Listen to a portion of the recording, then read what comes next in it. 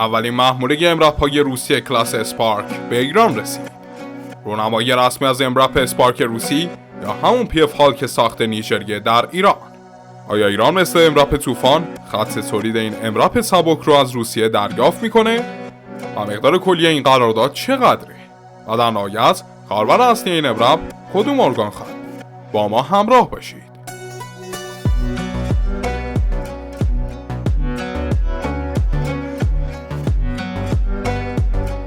سلام عرض ادب خدمت همراهان عزیز چنل جنگاور.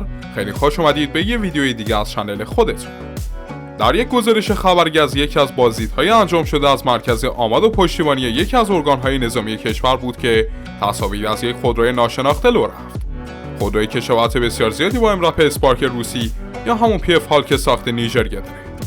و خب با رونمایی الحاق رسمی این امرپ به پلیس ایران بود که رسما ورود نسل دوم و جدید امرپ‌های زرهی روسی به ایران تایید شده. و گویا ایران به جز امرپ‌های سرگ طوفانی که از روس‌ها خریده بود، فناوری یا مدل جدید از امرپ‌های ساخت روسیه رو وارد کشور کرد. و از اونجایی که این امرپ در یکی از صنایع ساخت و تولید تسلیحات خودروهای جنگی در ایران رونمایی شده، پیش بینی میشه که فناوری این ماشین هم به کشور منتقل شده باشه. احتمالاً باید شاهد الحاق و یا رونمایی رسمی و گسترده‌ای از امرپ اسپارک در آینده نزدیک در کشور باشیم. و خب ما توی این ویدیو قصد داریم به بررسی دلیل خرید این امرپ توسط ایران، ویژگی‌های مثبت و منفی و مقایسه این اسپارک با امرپ طوفان ایرانی و در نهایت تجزیه و تحلیل قرارداد تولید و یا خرید این امرپ بپردازیم. پس خیلی خوشحال میشیم که تا آخر ویدیو با ما همراه باشید و در صورت تمایل از ما حمایت بکنید. با حمله آمریکا به افغانستان و عراق و در نهایت تصرف این کشورها بود که نیروهای ضد آمریکایی از اونجایی که نمیتونستن در جنگ روبرو با آمریکایی‌ها بجنگن، تصمیم گرفتن که بر ضد نیروهای آمریکایی عملیات‌هایی انجام بدن که فقط تلفات بگیرن و یه جوری سرزمین خودشون رو برای این نیروها ناامن بکنن. پس بدین گونه بود که جنگ‌های نوین شاهد استفاده از گسترده بمب‌گذاری‌های کنار جاده‌ای و عملیات‌های شریکی و کمین‌های سنگین شد. حقیقتش این عملیات‌ها خیلی هم مفید بودن و جالبه بدونین کل تلفات آمریکایی‌ها بعد از تصرف و حفظ عراق چند برابر از تلفات آمریکایی‌ها برای تصرف عراق بود. و دلیل این مسئله هم این بود که خودروهای هاموی که ستون فقرات آمریکا رو تشکیل میدادن برای این تهدید جدید مناسب نبودن و در برابر این سبک جدید از حملات کاملا آسیب پذیر بودن. از اینجا بود که خودروهای امرپ یا همون خودروهای حفاظت شده ضد کمین به شکل بسیار انبوه وارد خدمت آمریکا و جهان شدند و کم کم خودروهای زرهی و حفاظت شده مثل هاموی و یا سایر خودروهای زرهی منسوخ شدند. ولی خب این تهدید رفته به ایران هم رسید. با گسترش نیروهای تروریستی در مرزهای ایران، به ویژه در مرزهای شرقی کشور، کمین‌های زیادی بر ضد مرزبانان ایرانی اتفاق افتاد. و تعداد زیادی از مرزبانان و یا نیروهای کادر پلیس کشور به خاطر کمین‌هایی که روز به روز بیشتر می‌شدن شهید شدند. به جز این تهدید در طول جنگ داخلی سوریه و عراق بود که نیروهای ایرانی به چشم تونسته بودن عملکرد امرپ‌های پرومکس آمریکایی و یا امرپ‌های روسی رو ببینن که به شدت توی کاهش تلفات این نیروها اثرگذار بودن. ولی خب نیروهای ایرانی به دلیل استفاده به شکل کلاسیک از وانت‌های تویوتا در برابر کمین‌ها و یا در میادین رزم بسیار آسیب پذیر بودند. پس اینجا بود که وزارت دفاع ایران تصمیم گرفت که چند پروژه ساخت و تولید انبوه امرپ رو در کشور شروع بکنه. و اولین امرپ ساخت ایران یعنی امرپ طوفان همراه با اولین خودروی حفاظت شده ایران با نام یوز در سال 95 رونمایی شد و ایران رسما به دارندگان امرپ در جهان پیوست. ولی خب با گذشت زمان بود که مشخص شد که امرپ طوفانی که در ایران یه پروژه بومی معرفی شده بود، یه امرپ ساخت شرکت اشریت کانادا و به نام تایفون بوده. یه شرکت کاماز روسیه به عنوان شریک و بازاریاب این امرپ در خاورمیانه این امرپ رو به ایران فروخت. و به جز انتقال این امرپ‌ها به ایران بود که لایسنس و خط مونتاژ این امرپ هم بعد از حدود 2 سال در ایران انجام شد. و ایران با ساخت بدنه این امرپ و در نهایت با واردات تجهیزاتی مثل موتور گیربکس، چرخ‌ها و در نهایت بسیاری دیگر از تجهیزات این امرپ از روسیه اونو در کشور مونتاژ و تولید انبوه کرد. ولی خب حقیقت ماجرا اینجاست که امرپ طوفان با تمام خوبیایی که داشت، امرپ موفقی در ایران از آب در نیومد. چون از این امرپ $300,000 بعد از این 6 سال تنها 70 تا 90 اراده ساخته شده و در کل تنها چیزی بین 50 تا 60 اراده وارد نیروهای مسلح ایران و مابقی به 8 شعبی عراق فروخته شد. ولی خب افزایش سطح تهدیدات در شرق ایران و افزایش شدید شدید شدن کار نیروی انتظامی و نیروهای نظامی ایران در مرزهای کشور بود که مشخص شد نرخ تولید امرپ طوفان اینقدر نیست که نیازهای ایران رو برطرف بکنه. از طرف دیگه قیمت این امرپ هم بسیار بالا بود و در نهایت به دلیل تعداد کم نرخ تولید این امرپ مونتاژی بود که تنها تعداد معدودی از نیروی زمینی سپاه، مرزبانی و در نهایت نیروهای تکاور ویژه پلیس تونستن این امرپ رو به خدمت بگیرن. البته ناگفته نمونه که لشکر 92 زرهی ارتش هم تعدادی رو برای تست گرفت که فعلا خبری از خرید این امرپ به گوش نمیرسه چون برای ارتش گرونه. ولی خب همه چیز گذشت تا اینکه در تاریخ دوشنبه یعنی 19 آذر ماه بود که در طی یکی از بازدیدهای سردار رادان یعنی فرمانده کل نیروی انتظامی و مرزبانی ایران بود که از یک امرپ ناشناخته رونمایی شد.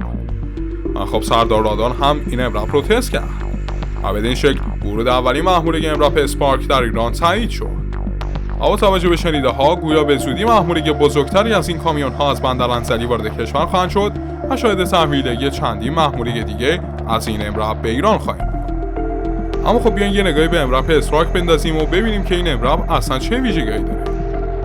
خب امرپ اسپارک یه امرپ ساخت نیجریه است که در سال 2018 توسط نیجریه‌ای ها ساخته شد. ولی خب برای اولین بار نسخه روسی این امرپ در سال 2023 یعنی دقیقاً یک سال پیش و در طول جنگ اوکراین توسط روس‌ها در نمایشگاه آرمی 2023 به نمایش عمومی درآمد. و بر اساس گزارشاتی که توسط کاخ کرملین منتشر شده، گویا روس‌ها خط تولید امتیاز تولید و فروش امرپ PF هالک رو از نیجریه دریافت کردند. و بنابر نیازهایی که ارتش روسیه داشته، به سرعت وارد جنگ اوکراین شده و عملکرد خوبی هم در طول این جنگ از خودش نشون داده. حالا هم گویا ایران این امرپ رو نه از تولید کننده اصلی خودش یعنی نیجریه، بلکه از روس‌ها به دلیل همکاری‌هایی که داشته خریداری کرده. که گویا در محموله اول چیزی بین 2 تا 6 اراده از PF هالک یا همون اسپارک برای تست‌های اولیه در ایران حضور دارد و پیش بینی میشه با توجه به مقدار رضایتی نیروهای ایرانی از این امرپ به شکل گسترده توسط ایران خریداری بشه و حتی توی کشور تولید هم بشه که در ادامه بیشتر بهش خواهیم پرداخت. ولی خب بیایم ببینیم که این امرپ چه ویژگی‌هایی داره. مهمترین ویژگی و برتری هالک جدید ایرانی اینه که به نسبت امرپ طوفان یه امرپ ارزون قیمت و کاربردی تره. که به معنی تولید ساده‌تر و امکان خرید بیشتر این امرپ توسط کشوری مثل ایرانه. هالک ایرانی 15 تن وزن، 6.5 متر طول و 2.5 متر عرض داره که در رده‌بندی امرپ‌های کلاس متوسط قرار میگیره. از لحاظ حفاظتی هم چیزی در حد همون استاندارد امرپ طوفان یعنی توانایی مقاومت در برابر بمب‌های کنار جاده 10 کیلوگرمی و ضد مهمات هسته‌ای فولادی 7.62 میلیمتره. البته ناگفته نمونه به دلیل طراحی بهتر شاسی و استفاده از سوتوی وی شکل جدیدتر و سنگین‌تر، مقاومت در برابر TNT در هالک 2 تا 4 کیلوگرم بیشتر از طوفان خودمونه. و اگه درخواست باشه سطح حفاظت هالک تا کالیبر 14 میلیمتر هم افزایش پیدا می‌کنه. که سطح حفاظت خوب یا همون عادی در میون سایر امرپ‌های جهانیه. همچنین این کامیون از یه موتور دیزلی که گازسوز هم هستش با قدرت 360 اسب بخار استفاده میکنه که احتمالاً همون موتور کاماز 740-50 که روی امرپ طوفان‌های ایرانی حتی کامیون‌های کاماز 5350 ایران هم نصب شده. برد این کامیون هم در کل با باک سوخت 1000 کیلومتره ولی با توجه به وجود باک‌های یدکی میشه برد رو تا 1200 کیلومتر هم رسوند. یه برد خیلی خوبی برای یه امرپ حساب میشه. و در بخش مهمات داخلی هم یه برجک حفاظت شده به همراه قابلیت نصب برجک ریموت کنترل با سلاح‌های سنگین و نیمه سنگین با توانایی پوشش 360 درجه رو داره و کاربر و توپچی این امرپ دیده بسیار خوبی به اطراف داره. در بحث قابلیت آفرودی هم اسپارک قابلیت آفرودی بسیار خوبی داره و به دلیل داشتن یه سیستم تعلیق بهتر از امرپ طوفان میتونه از سراشیبی‌ها و یا نقاط صعب العبور راحت‌تر عبور کنه. از لحاظ درهای ورودی هم 5 دریچه برای ورود و خروج نیروها در نظر گرفته شده که 4 در اصلی برای سرنشین‌های جلو و در نهایت 1 در بخش عقبی امرپ برای مواقعی که کاروان مورد کمین قرار میگیره هستش تا نیروها بتونن پشت اسپارک حالت دفاعی بگیرن. و خوشبختانه هم نمونه ایرانی مجهز به گامپورت یا دریچه‌های اجرای آتش شیشه‌ای هم هستش. یعنی نیروهای رزمی میتونن از داخل و بجز از طریق اون برجک هستی خودش از سایت گامپورت ها شلیک بکنن. ولی بر اساس تصاویر منتشر شده از درون این امرپ گویا برخلاف امرپ طوفان که توانایی انجام عملیات در شب و روز رو داشت، این قابلیت رو نداره و این امرپ هیچ سیستم نمایشگری برای این مسئله در کابین خودش نداره. و در کل اگه بخوام در مورد اسپارک جمع‌بندی بکنم، باید بگم که امرپ اسپارک به نسبت امرپ طوفان ایرانی یه امرپ جدیدتر و با طراحی بروزتر که از لحاظ حفاظت و قدرت آفرودی نیز بهتره و همچنین قیمت کمتری داره، یعنی قیمت 212,000 یورو که اختلاف قیمت 100,000 تایی به نسبت امرپ طوفان داره، مزیت‌های زیادی برای ورود به کشور داره که با توجه به نرخ تولیدی که این امرپ به دلیل جنگ اوکراین داره، قیمتش هم ماه به ماه کمتر میشه. و با توجه به اینکه نرخ تولید این امرپ در روسیه تا چند برابر تایفون یا طوفان خودمونه و تونسته در طول جنگ اوکراین به خوبی خودش نشون بده، میشه گفت این امرپ بسیار جنگ دیده و موفقه. اما خب بیایم برسیم به بحث قرارداد و اینکه کاربر این امرپ توی ایران کیه و اصلا چقدر بهش نیاز داره.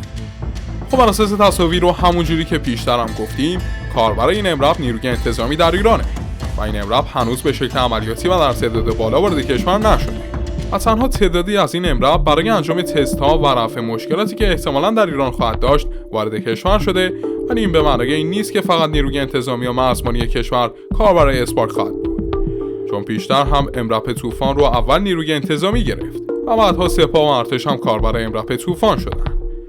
از به شکل کلی امکان خرید این امرپ توسط نیروی انتظامی بسیار بالاست. ورود تعداد بالاتری از این امرپ به کشور، قطعا ارتش و سپاه هم به وزارت دفاع درخواست تست اسپارک رو خواهند کرد و چون قیمتش حدود 2/3 امرپ طوفانه، ولی از لحاظ عملکردی به خاطر طراحی جدیدترش بهتره، میتونه نیازهای ایران رو ارضا بکنه. با توجه به اینکه ایران به چیزی در حدود 500 تا 1000 اراده از این مدل خودروهای نظامی رو نیاز داره، کشور پتانسیل و قابلیت دریافت خطوط تولید و یا مونتاژ اسپارک رو هم از روسیه داره. از اونجایی که قرار بدنه اسپارک توی کشور تولید بشه، قیمت این امرپ در داخل کشور میتونه کمتر هم بشه. مثل امرپ طوفان قیمت 500,000 دلاریش توی ایران به 300,000 دلار رسیده. به جز این تفاصیلی هم که داشتیم، چون درصد بالایی از قطعات اسپارک با سایر کامیون‌های کاماز توی ایران برابره، میتونیم از همون خط تولید استفاده بکنیم. به معنای امکان عملیاتی کردن خط تولید جدید توی کمتر از 1.5 ساله. و در کل باید دید که این امرپ تا حداقل 1 سال آینده تستاشو چطوری در ایران برطرف میکنه و چقدر از این اسپارک در طی محموله‌های بعدی وارد کشور میشه.